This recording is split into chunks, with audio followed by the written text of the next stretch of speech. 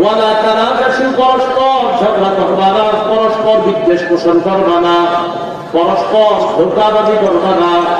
ওয়ালা তাবাগদু, একজন আরেকজনের প্রতি অন্তরের মধ্যে বিদ্বেষ রাখবা না। ওয়ালা তাদাবারু, একে অপরের ক্ষতি করার জন্য আড়ালে শত্রুতা করবা না। ওয়ালা ইয়াবি বাদুকুম আলা বাই'i, একজনের ক্রয় বিক্রয় চলাকালীন তুমি ক্রয় বিক্রয় করবা না। ওয়া কুনু ইবাদাল্লাহি ইখওয়ানা, নবীজি বলেন, হে আল্লাহ বান্দারা, তোমরা সবাই ভাই ভাই হয়ে যাও। আমি সাহেবের 7-8 বছরে এখনো রাত কমে নাই।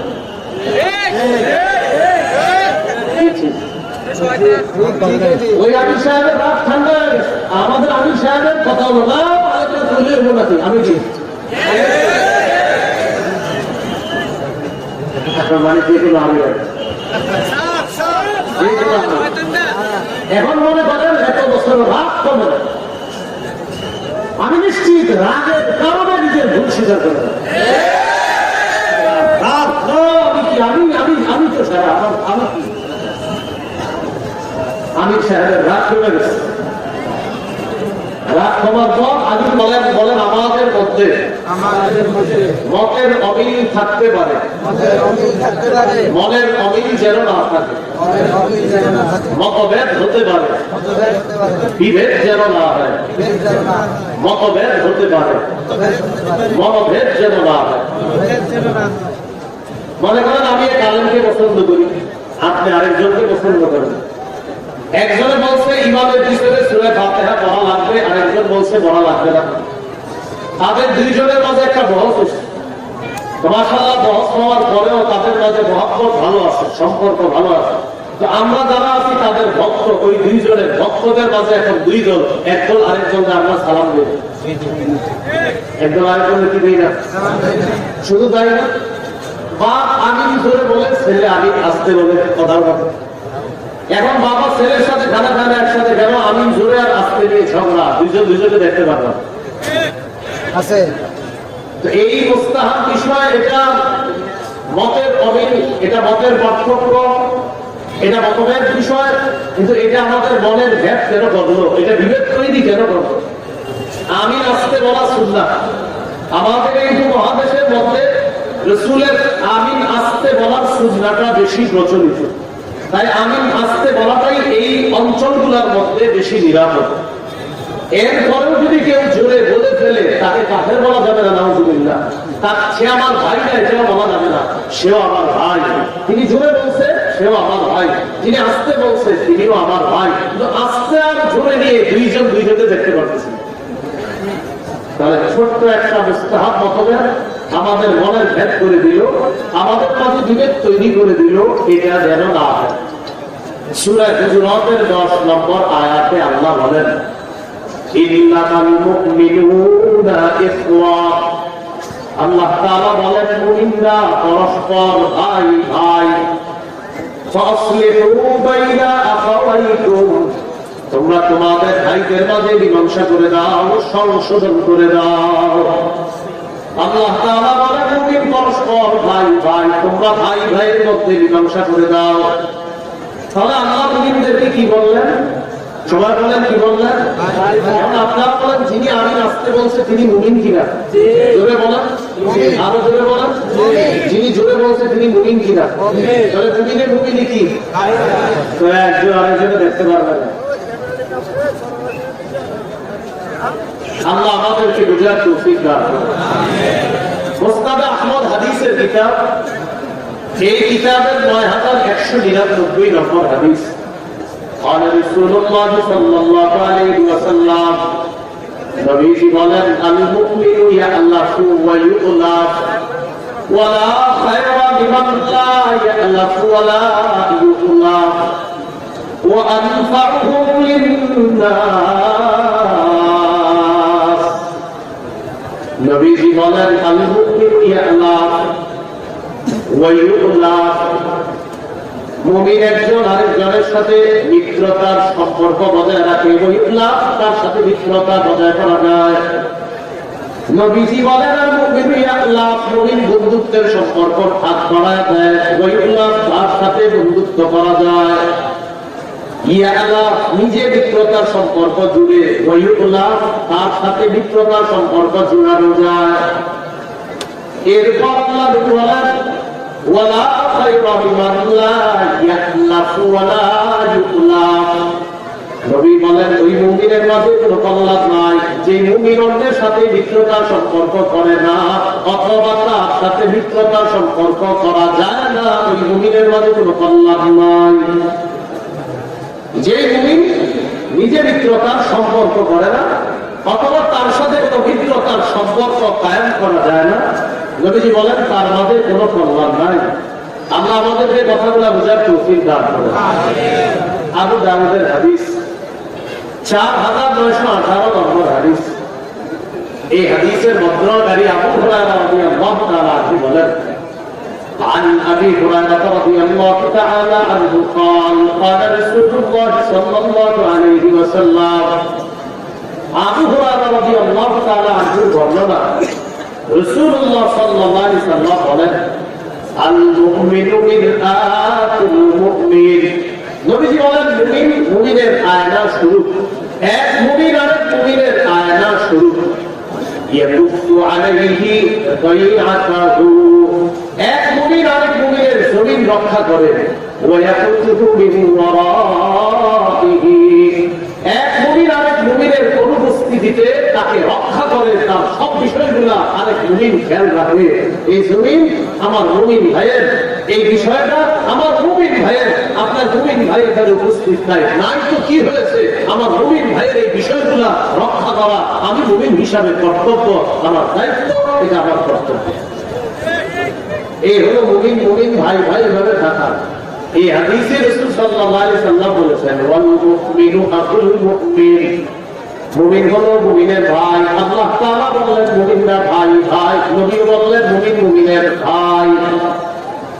সহিহ বুখারী বর্ণনা 6026 নম্বর হাদিস। এই হাদিসের মধ্যে আছে عن أبي موسى الأشعري رضي الله تعالى عنه قال قال رسول الله صلى الله عليه وسلم نبي বলেন المؤمن للمؤمن كالبنيان يشد بعضه بعضا। নবীজি বলেন এক মুমিন আরেক মুমিনের জন্য দেয়ালের মতো, বলেন এক মুমিন আরেক মুমিনের জন্য কিসের মতো? দেয়াল। বলেন এক মুমিন আরেক মুমিনের জন্য কিসের মতো? নবীজি বলেন ইয়াশুদ্দু বা'দুহু বা'দা, আর এক অংশ আরেক অংশকে মজবুত করে। এক মুমিন আরেক মুমিনের জন্য দেয়ালের মতো। নবীজি সাব্বাকা বাইনা আসাবিহি, আঙ্গুলগুলো একটা আরেকটার মাঝে ঢুকিয়ে বললেন এক মুমিন আরেক মুমিনের কাছে এমন দেয়ালের মতো, এক অংশ আরেক অংশকে মজবুত করে। তাহলে বলতো এখানে আপনারা যারা আমি আপনার আমাদের সম্পর্ক কিসের মতো? দেয়াল। এই দেয়াল একটা আরেকটাকে কি করে মজবুত করে, দেয়াল খুব মজবুত করে মুমিনের সম্পর্ক এমন হবে।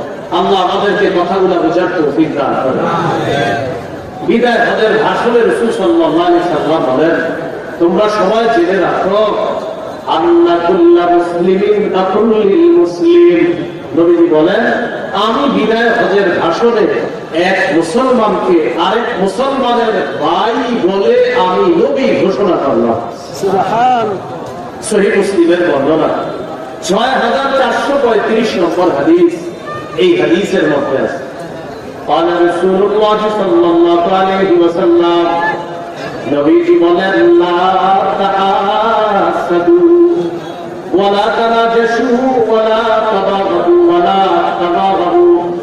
নবীজি বলেন লা তাহাসাদু, পরস্পর হিংসা করবা না, ওয়ালা তানাজাশু, পরস্পর ঝগড়া করবা না, পরস্পর বিদ্বেষ পোষণ করবা না, পরস্পর ধোঁকাবাজি করবা না, ওয়ালা তাবাগু, একজন আরেকজনের প্রতি অন্তরের মধ্যে বিদ্বেষ রাখবা না, ওয়ালা তাদাবারু, একে অপরের ক্ষতি করার জন্য আড়ালে শত্রুতা করবা না, ওয়ালা ইয়াবি বাদুকুম আলা বিল, একজনের ক্রয় বিক্রয় চলাকালীন তুমি ক্রয় বিক্রয় করবা না, ওয়া কুনু ইবাদাল্লাহি ইখওয়ানা, নবীজি বলেন, হে আল্লাহ বান্দারা, তোমরা সবাই ভাই ভাই হয়ে যাও।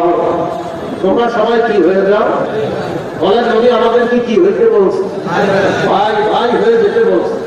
এরপরে নবীজি বলেন, আল মুসলিমু আখুল মুসলিম, মুসলমান মুসলমানের ভাই, লা ইয়াখযুলুহু ওয়া লা ইয়াহকিরুহু, মুসলমান মুসলমানকে লাঞ্ছিত করে না, ওয়া লা ইয়াহকিরুহু, মুসলমান মুসলমানকে তুচ্ছ করে না। নবীজি বলেন, বিহাসবি ইমরিইন মিনাশ শাররি আন ইয়াহকিরা আখাহুল মুসলিম, কোন মানুষ খারাপ হওয়ার জন্য এটাই যথেষ্ট, সে তার কোন মুসলমান ভাইকে তুচ্ছ তাচ্ছিল্য করা। আমি খারাপ হওয়ার জন্য এতটুকু যথেষ্ট, আমার কোন মুসলমান ভাইকে আমি তুচ্ছ তাচ্ছিল্য করা এটাই যথেষ্ট আমার খারাপ হওয়ার জন্য। আল্লাহ আমাদেরকে ভাই ভাই হয়ে থাকার তৌফিক দান করেন। তো বলছিলাম, রাসূলুল্লাহ সাল্লাল্লাহু আলাইহি ওয়াসাল্লাম বলেন, মুসলমান মুসলমান ভাই ভাই। এইগুলো সহিহ মুসলিমের বর্ণনা। এবার একটা হাদিস শুনেন, সহিহ বুখারীর বর্ণনা 3937 নম্বর হাদিস।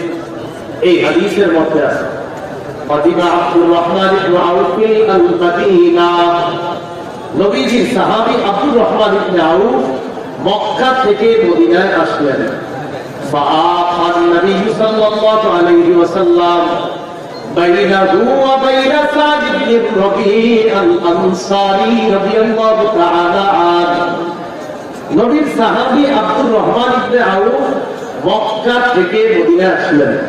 মদিনার সাহাবী সাদ ইবনে রবি' আল আনসারী, এই সাহাবীর সাথে মক্কার সাহাবী আব্দুর রহমানের ভ্রাতৃত্বের সম্পর্ক নবী জুড়ে দিলেন। কয় কিলোমিটার দূরে? প্রায় 500 কিলোমিটার দূরত্বে দুইজনের বাড়ি, একজন মক্কার আর একজন মদিনার। মক্কার সাহাবী মদিনায় আসার পর মদিনার সাহাবী সাদ ইবনে রবি'র সাথে মক্কার সাহাবী আব্দুর রহমান ইবনে আউফের ভ্রাতৃত্বের সম্পর্ক নবীজি তৈরি করে দিলেন, যে এখন থেকে তোমরা দুইজন ভাই ভাই। এবার ঘটনা কি ঘটছে দেখেন। فعرض عليه أن يناصفه أهله وقالا আনসারী সাহাবী সাদ ইবনে রবি'য়া আনসারী রাদিয়াল্লাহু তাআলা আনহু আব্দুর রহমান ইবনে আউফের সামনে তার মাল রাখছে, আর তার সম্পদ রাখছে, মাল সম্পদ আর বিবি রাখছে। রাখার পর আনসারী সাহাবী বললেন, ও মুহাজির সাহাবী ভাই, আল্লাহ নবী তোমার সাথে আমার ভ্রাতৃত্বের সম্পর্ক তৈরি করে দিয়েছেন, এখন থেকে তুমি আমার ভাই, আমি তোমার ভাই। এই যে আমার সমস্ত সম্পদ আমি 2 ভাগ করলাম, আজকে থেকে 1 ভাগ তোমার, 1 ভাগ আমার। 500 মাইল দূরত্বে এই দুইজনকে নবী বলছে তোমরা ভাই ভাই, শুধু বলছে নবী তোমরা ভাই ভাই। সম্পদ পুরাটা অর্ধেক করে বলতেছে, এই অর্ধেক তোমার, এই অর্ধেক আমার।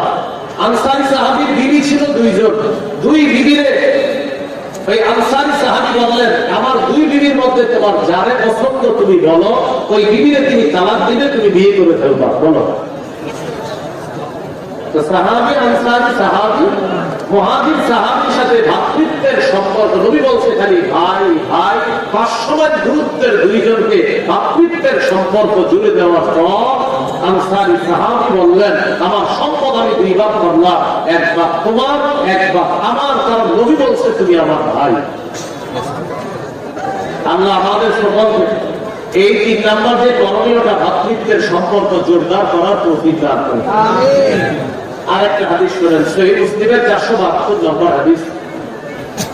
এই হাদিসের মধ্যে আছে আবু হুরায়রা রাদিয়াল্লাহু তাআলা আনহু বর্ণনা, তিনি বলেন, عن أبي هريرة رضي الله تعالى عنه عن النبي صلى الله عليه وسلم আবু হুরায়রা রাদিয়াল্লাহু তাআলা আনহু বর্ণনা, তিনি বলেন, أن النبي صلى الله عليه وسلم أتى المقبرة, নবীজি কবরস্থানে আসলেন, গুরুস্থানের সামনে গেলেন, যাওয়ার পর কবরস্থানের সামনে দাঁড়ানোর পর নবী বললেন, আসসালামু আলাইকুম যারা কওমিন মুমিনিন, হে কবরবাসী মুমিনগণ, তোমাদের প্রতি সালাম। হে কবরবাসী মুমিনগণ, তোমাদের প্রতি সালাম। পরে কি বললেন? ওয়া ইন্না ইনশাআল্লাহু বিকুম লাহিকুন, অচিরে আমরাও তোমাদের সাথে সাক্ষাৎ করব, মিলিত হব, আমরাও অচিরে কবরের বাসিন্দা হব। এটা বলার পর নবীজি বললেন, ওয়াদিতু আন্না ক্বাদ রাআইনা ইখওয়ানানা, নবীজি বলেন আমার মন চায় আমরা যদি আমাদের ভাইদেরকে দেখতাম। তাদেরকে দেখতাম? ভাই। তাদেরকে বলেন, সবাই বলেন তাদেরকে। নবী গুরুস্থানের সামনে দাঁড়ায় বললেন আমরা যদি আমাদের ভাইদেরকে দেখতাম। সাহাবীরা বললেন আওয়ালাসনা ইখওয়ানাকা ইয়া রাসূলুল্লাহ, হুজুর আমরা কি আপনার ভাই না? সাহাবীরা বললেন হুজুর আমরা কি আপনার ভাই না? নবীজি বললেন আনতুম আসহাবী, তোমরা হলে আমার সাহাবী। সুবহানাল্লাহ। ওয়া ইখওয়ানুনা আল্লাযীনা লাম ইয়াতু বা'দু, আমার ভাই হলো তারা যারা এখনো দুনিয়াতে আসে নাই। আমরা সুবহানাল্লাহ, আমার ভাই হলো তারা যারা এখনো দুনিয়াতে আসে নাই। সাহাবীরা বললেন কাইফা তা'রিফু মান লাম ইয়াতু বা'দু মিন উম্মাতিকা ইয়া রাসূলুল্লাহ, হুজুর আপনি আপনার ওই ভাইদেরকে কিভাবে চিনবেন যারা এখনো দুনিয়াতে আসে নাই? কিয়ামতের ময়দানে চিনবেন কিভাবে? নবীজি বললেন আরাআইতা লাউ আন্না রাজুলান লাহু খায়লুন দুররুন মুহাজ্জালা বাইনা যাহরাই খাইলিন দুহমিন বুহমিন আলা ইয়ারিফু খাইলা।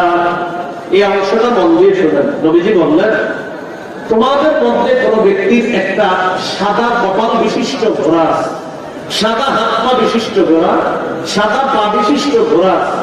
এই ঘোড়াটা অসংখ্য কালো ঘোড়ার মাঝে যদি থাকে, মালিক কি তার সাদা কপাল বিশিষ্ট ঘোড়াটা পাবে না? কি বলেন আপনারা? নবীজি বললেন তোমাদের কোন ব্যক্তির একটা ঘোড়া, কপাল সাদা, হাত পা সাদা, অনেকগুলা কালো ঘোড়ার মাঝে এই ঘোড়াটা আছে, বলো মালিক কি তার ঘোড়া এই অসংখ্য ঘোড়ার মাঝে পাবে না? সাহাবীরা বললেন জি হুজুর পাবে। রাসূলুল্লাহ সাল্লাল্লাহু আলাইহি ওয়াসাল্লাম বললেন فإنهم يأتون غرا محجلين من الوجوه, আমার যে সমস্ত ভাইদেরকে আমি দেখি নাই, কিয়ামতের ময়দানে আমার ভাই যাদেরকে আমি দেখে চিনতে পারবো, তারা যখন কিয়ামতের মাঠে আসবে ওযু করার কারণে তাদের কপাল আর তাদের হাতগুলা কচি কচি মানুষের মাঝে চকচক করতে থাকবে, আমি দেখলেই চিনতে পারবো তারা আমার ভাই। কথাটি বুঝে আসছে? তো নবীজি ভাই বলেন, ভাই কথাটার গভীরতা কম না অনেক বেশি? অনেক বেশি। আল্লাহ আমাদেরকে বুঝে শুনে আমি জোরে আর আস্তে বলার এই মত, এটা মতের পার্থক্য থাক, পার্থক্য থাইকাও ভাই ভাই হবে। কি বলেন? মত পার্থক্য হবে, আলেমদের মাঝে হবে। ইমাম আবু হানিফা তার শক্তিশালী দলিল আছে, ইমাম শাফির শক্তিশালী দলিল আছে, মতের পার্থক্য হবে। কিন্তু আমি আমার ভাইয়ের সাথে পার্থক্য করতে পারি না। আমার ভাই আমি জোরের পক্ষে, কিন্তু ঠিক আছে আমি তারে বুঝাবো ভাই এই সমাজের মধ্যে আমি আস্তে সুন্নাহটা বেশি আমল হয়, আপনি আস্তে বললে ভালো হয়, তারই আমি বুঝাবো, কিন্তু সে আমার ভাই, এটা মাথা রাখতে হবে। সে আমার কি ভাই? ভাই আমি সত্যি বলছি, আমার পড়াশোনায় মনে হচ্ছে আমাদের 3 নাম্বার ইউনিভার্সিটি হয়ে যাচ্ছে, ভাতৃত্বের সম্পর্ক আমাদের মাঝে একদম কমে যাচ্ছে। আল্লাহ আমাদেরকে বুঝার তৌফিক দান। আর একটা হাদিস শোনাই, ইবনে মাজাহ 4195 নম্বর হাদিস। এই হাদিসের বর্ণনাকারী বারা ইবনে আযিব রাদিয়াল্লাহু তাআলা তিনি বলেন, কুন্না মা রাসূলিল্লাহি সাল্লাল্লাহু আলাইহি ওয়াসাল্লাম ফি জানাজা, নবীজির সাথে জানাজায় আমরা গেলাম। ফাজালাসা আলা শাফীরিল কবরি ফাবাকা হাত্তা বাল্লাস সারা, নবীর সাথে জানাজায় গেলাম, নবী কবরের কিনারায় বসছে, কান্না করতে করতে কবরের সামনে মাটি গুলা ভিজে যাচ্ছে। এবার দেখে নবী সাহাবীদের কি বলে, ইয়া ইখওয়ানি লিমিসলি হাদা ফাআইদু, হে ভাই সব, বলে সবাই সবাই সবাই বলেন হে ভাই সব। নবীজি কি বললেন? নবীজি সাহাবীদেরকে বললেন হে ভাই সব, তোমরা এই অবস্থার জন্য প্রস্তুতি নাও। নবীজি বললেন হে ভাই সব, আজকে যারা আমরা কবরের মধ্যে রাখতেছি তোমাকেও রাখা হবে, আমাকেও রাখা হবে। নবী কাঁদতে কাঁদতে বললেন ভাই সব, তোমরা সবাই এই অবস্থার জন্য প্রস্তুতি গ্রহণ করে নাও। কবরের সামনে আবেগ ভালো মুহূর্তে সাহাবীদেরকে কি বলে সম্বোধন করছে? বলেন কি বলে সম্বোধন করছে? আল্লাহ আমাদের সকলকে এই ভ্রাতৃত্বের সম্পর্ক জোরদার করার তৌফিক দান করুন। সহিহ বুখারীর 13 নম্বর হাদিস, قال رسول الله صلى الله عليه وسلم لا يؤمن أحدكم حتى يحب لأخيه ما يحب لنفسه। রাসূলুল্লাহ সাল্লাল্লাহু আলাইহি ওয়াসাল্লাম বলেন, তোমাদের মধ্যে কোনো ব্যক্তি ততক্ষণ ঈমানদার হতে পারবে না যতক্ষণ সে তার ভাইয়ের জন্য ওই বিষয়টা পছন্দ না করবে যেটা নিজের জন্য সে পছন্দ করে। আমি আমার জন্য যেটা পছন্দ করি সেটা আমার ভাইয়ের জন্য যতক্ষণ পছন্দ না করব ততক্ষণ আমি মুমিন হতে পারবো না। আল্লাহ আমাদের সকলকে 3 নাম্বার করণীয়টা আরো বেশি জোরদার করার তৌফিক দান করুন।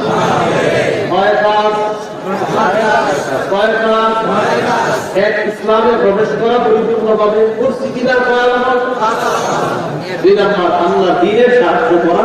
3 নাম্বার আমি আপনি ভাই, আমরা ভাই, ভাইয়ের সম্পর্ক জোরদার করা। 4 নাম্বার বলেন পারস্পরিক ঝগড়া কমিয়ে আন্তরিকতা বাড়ানো।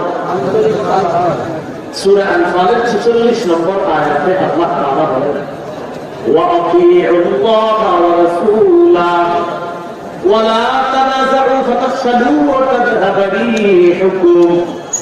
আল্লাহ তাআলা বলেন, আল্লাহর আনুগত্য করো, রাসূলের আনুগত্য করো। আল্লাহ কিতাব করো, রাসূলের ইতাআত করো।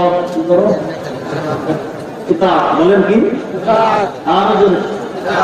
আরে কর না,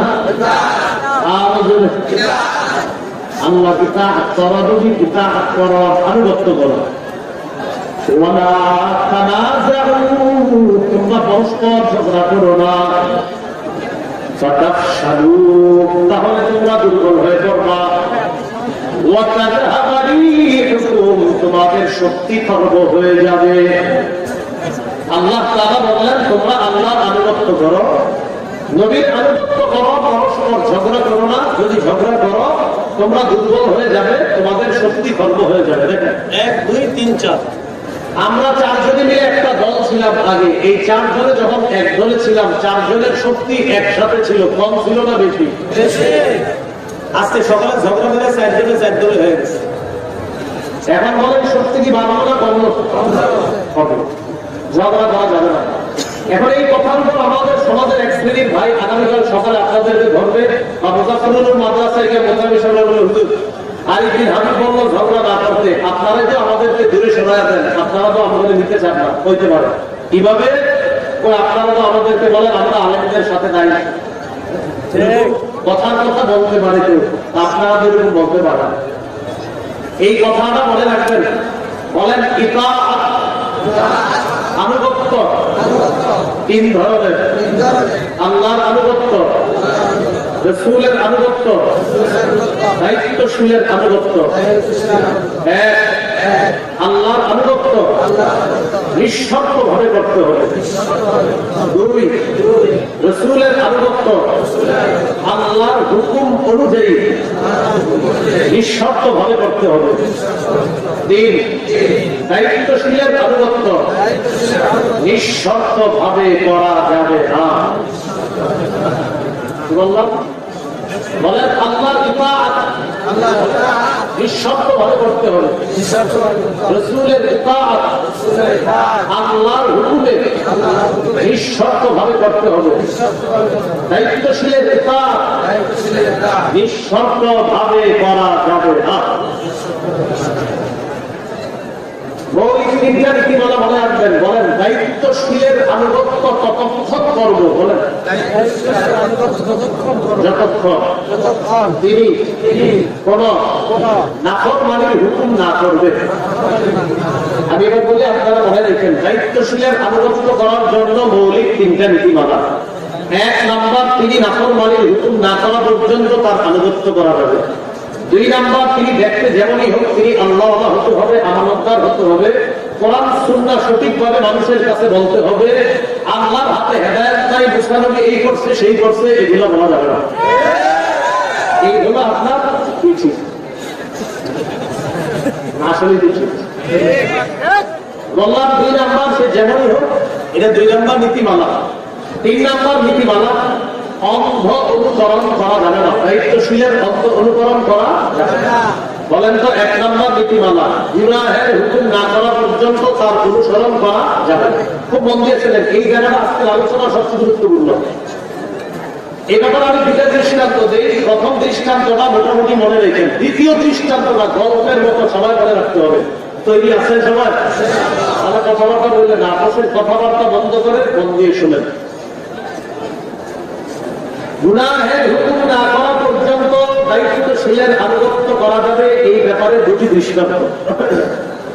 দৃষ্টান্ত নাম্বার 1, সহিহ বুখারীর বর্ণনা 7144 নম্বর হাদিস। এই হাদিসের মধ্যে আছে, قال رسول الله صلى الله عليه وسلم السمع والطاعة على المرء المسلم فيما أحب وكره ما لم يؤمر بمعصية। রাসূলুল্লাহ সাল্লাল্লাহু আলাইহি ওয়াসাল্লাম বলেন, মুসলমানের উপর ওয়াজিব আমিরের আনুগত্য করা, ততক্ষণ পর্যন্ত আনুগত্য করা ওয়াজিব যতক্ষণ তিনি কোনো নাফরমানির হুকুম না করবেন। যতক্ষণ নাফরমানির হুকুম না করা হবে ততক্ষণ তার আনুগত্য করা ওয়াজিব। ফাইদা উমিরা বিমাসিয়া, যদি নাফরমানির হুকুম করা হয়, ফালা সামআ, তার কথা শোনা যাবে না, ওয়ালা তাআতা, তার ইতাআত করা যাবে না। যদি নাফরমানির হুকুম করা হয়, তার কথা শোনা যাবে না, তার ইতাআত করা যাবে না। এই হলো প্রথম দৃষ্টান্ত। দৃষ্টান্ত নাম্বার 2, এটা মনে রাখতে হবে। তৈরি আছেন সবাই? সবার কথা বন্ধ করতে হবে। আশেপাশে প্রচুর কথা বলতেছেন আজকে আপনারা। গত বছর এত সাউন্ড ছিল না, এখন প্রচুর সাউন্ড হচ্ছে, শব্দ দূষণ হচ্ছে পুরো ভয়ঙ্কর। 2 নাম্বার দৃষ্টান্ত, সহিহ বুখারীর 4340 নম্বর হাদিস। 4340 নম্বর হাদিস কোন কিতাব? বুখারী। বলেন কোন কিতাব? বুখারী। 4340 নম্বর হাদিস। বুখারীর কত নম্বর হাদিস? এই হাদিসটা আমি বলি, বলার পর গল্পের মতো আপনারা মুখস্থ রাখবেন। عن علي بن ابي طالب رضي الله تعالى عنه بعث النبي صلى الله عليه وسلم السرية واستعمل عليهم رجلا من الأنصار। নবী যে একটা সেনাবাহিনীকে যুদ্ধে পাঠাইলেন, সেনাবাহিনীর একজন সেনাপতি নিযুক্ত করে দিলেন, আমি নিযুক্ত করলেন। আল্লাহ নবী আদেশ করলেন ওই সেনাবাহিনী যেন সেনাপতির আনুগত্য করে।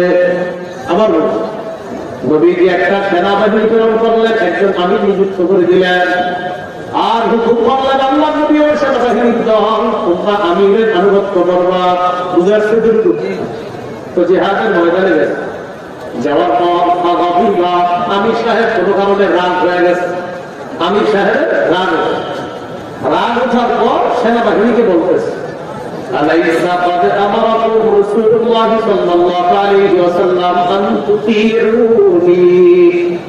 আচ্ছা নবী কি তোমাদেরকে হুকুম করে নাই আমার আনুগত্য করার জন্য?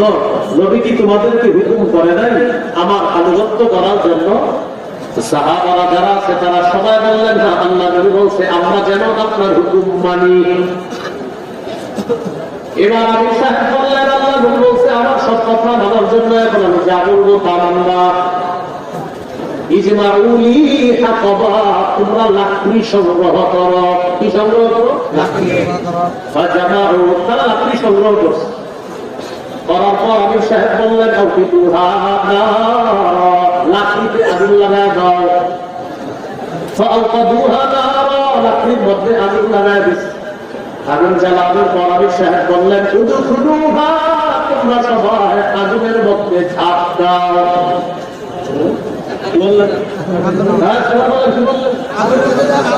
আমি আবার বলছি, এটা কোন কল্প কাহিনী নয়। সহিহ বুখারীর 4340 নম্বর হাদিস। রাসূলুল্লাহ সাল্লাল্লাহু আলাইহি ওয়াসাল্লাম একটা সেনাবাহিনীকে পাঠাইছে যুদ্ধে। একজনকে আমির বানায় দিতে, আর বলছে আমিরের কথা শুনবা। আমির সাহেব রাগ করছে, রাগ করার পর বললেন, নবী কি তোমাদেরকে বলে নাই আমার কথা মানার জন্য? সবাই বললেন হ্যাঁ বলছে। তাহলে আমি যা বলবো শোনো, লাকড়ি সংগ্রহ করো। তারা লাকড়ি সংগ্রহ করলেন।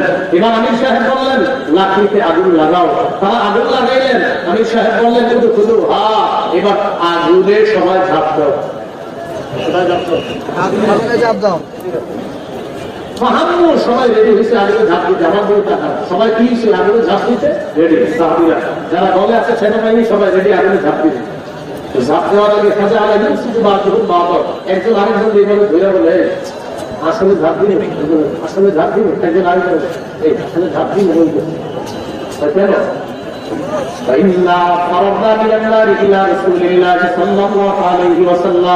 আমরা তো জাহান্নামের আগুন থেকে বাঁচার জন্য নবীর কাছে সেই নবী আমিরের কথা মানতে বলছে, এর মানে সেই নবী আমাদেরকে আগুন ঝাঁপ দেওয়ার হুকুমও মানতে বলবে? এটা হতে পারে না। আরে আমরা তো আগুন থেকে বাঁচার জন্য নবীর কাছে আসছি, সেই নবী আগুনে ঝাঁপ দেওয়ার হুকুমও মানতে বলবে? এটা মনে হয়, আমাদের মনে হচ্ছে এটা এরকম নবী বলবে না। এটা সাহাবীরা একজন আরেকজনে বলবে, ঝাঁপ দিবে দিবে দেয় না, দিবে দিবে দেয় না, এই ঝাঁপ দিব না দিব না। নবী কেউ বলতে পারে? বলতে বলতে সবার কানে কানে চলে গেছে। সেই নবীজির কাছে আসলাম আগুন থেকে বাঁচার জন্য, সেই নবী আগুনে ঝাঁপ দিতে বলবে, এটা মনে হয় সঠিক কথা না। এই কথা বলার পর তাদের কথোপকথনের মাঝখানে হাত্তা ক্ষমাদাতির নাম আগুন নিভে গেছে। আমির সাহেবের রাগও ঠান্ডা হয়ে গেছে। আমাদের আমির সাহেবের 7-8 বছরের এখনো রাগ কমে নেই।